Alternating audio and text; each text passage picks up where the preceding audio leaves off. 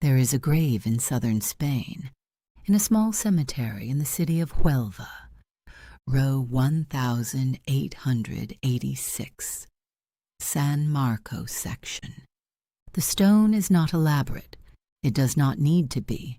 It gives a name, a rank, a date of birth. It lists a father and a mother.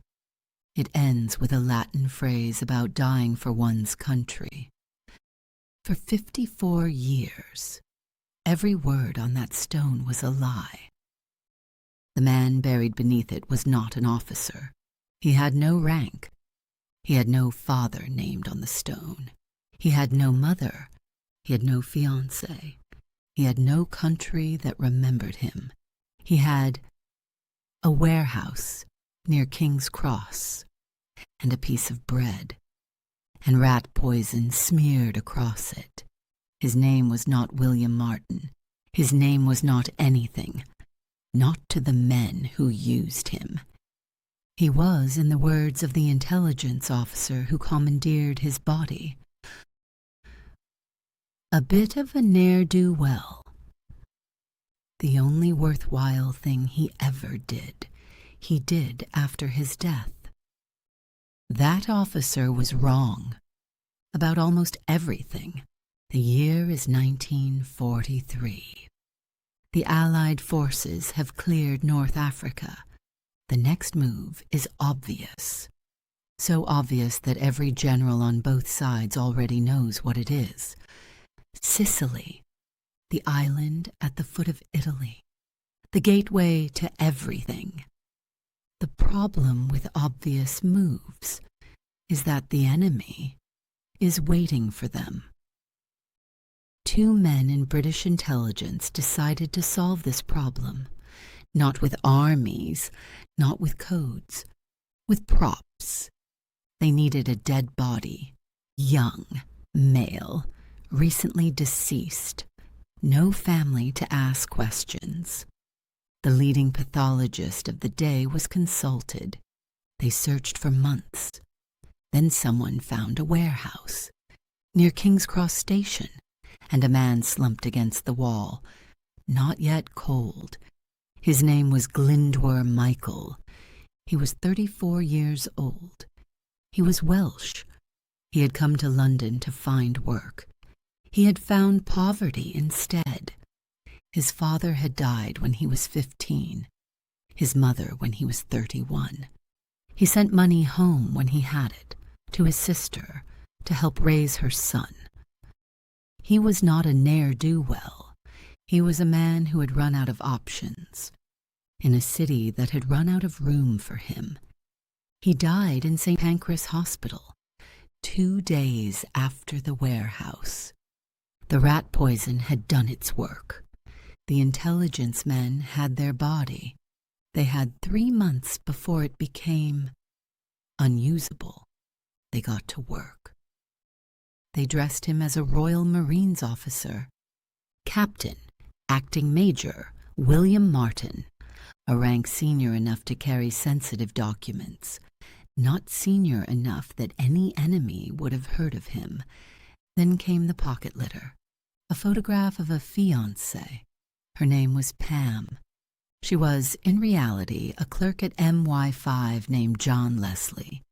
2 love letters, tender, slightly worried about money. An engagement ring receipt from a Bond Street jeweler. £53, 10 shillings, and 6pence. A letter from his bank, Lloyd's, an overdraft. A bill from his tailor, unpaid, as officers' bills often were. Theatre ticket stubs from the night before he supposedly left London. They built him a whole life, a life he never had, so that the enemy would believe in a man who never existed, while the man who actually died remained nameless. On April 19, 1943, a British submarine called HMS Seraph departed for Spain. In its hold, a sealed metal canister, packed with dry ice, carrying 1 passenger who could not object to the journey. On April 30th, before dawn, the commander sent a two-word signal back to London. Mincemeat complete. The body of Glyndwr Michael, dressed as Major William Martin, was lowered into the water off the coast of Huelva, Spain. The briefcase chained to his wrist contained fabricated letters, suggesting the Allies planned to invade Greece and Sardinia, not Sicily. Spain was nominally neutral. Nominally. A local fisherman found the body that morning. The Spanish authorities were interested. The documents were photographed, passed to German intelligence, forwarded up the chain, all the way to the desk of Adolf Hitler. A German intelligence report was filed.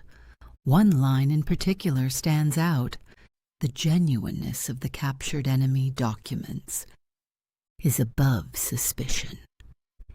Hitler moved his armies. An entire panzer division transferred from France to Greece. 7 infantry divisions redeployed to the Balkans. Sardinia reinforced. Sicily left waiting. On the night of July 9th, 1943, 10 weeks after the drop, 160,000 Allied troops hit the shores of Sicily. The Germans were not ready. They had been ready somewhere else. Sicily fell in 38 days. The estimate had been 90. Casualties were a fraction of what intelligence had predicted. 1 month later, Mussolini was deposed. The Italian campaign accelerated. The southern flank of Europe cracked open. A historian would later describe Operation Mincemeat as perhaps the most successful single deception operation of the entire war. Books were written. Films were made. The intelligence officers received their decorations. The man in the canister received a false name on a stone. In Huelva, the grave of Major William Martin was tended for decades by the Commonwealth War Graves Commission. The stone read, "Beloved son of John Glyndwr Martin and the late Antonia Martin." None of that was true. There was no John. There was no Antonia. There was no Major Martin. Only Glyndwr, who owed nothing to any of them and gave them everything anyway. In 1996, on 53 years after the drop, an amateur historian named Roger Morgan was going through recently declassified files. At the Public Records Office in Kew, he found a document that had been accidentally released. It contained a name, a real one, Glyndwr Michael. Born in Aberbargod, Wales, died in London, January 1943, age 34. In 1998, the Commonwealth War Graves Commission added 4 words to the stone in Huelva.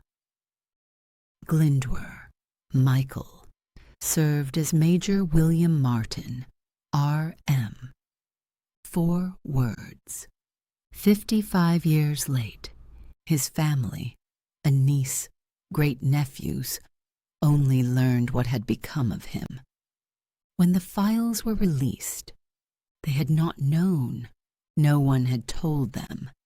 The intelligence officer who used his body, who called him a ne'er-do-well, had written that the only worthwhile thing Glyndwr Michael ever did, he did after his death. The officer was decorated. He wrote a best-selling memoir about the operation. He became, by most accounts, the inspiration for a fictional spy. His name is remembered. Glyndwr Michael sent money home from London to help raise his nephew. He did this while living on the streets, while the city was at war. While he had nothing, history calls him the man who never was. He was. He simply wasn't remembered. Not for 54 years, not until a stone in Spain finally carried his name, and not until now. Did you guess it? Did you catch who it was? And how one hidden detail can change everything? If you caught it, stay with us for the next file.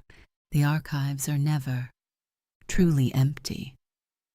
Now you know the hidden detail. I'm Ada Vale. Good night.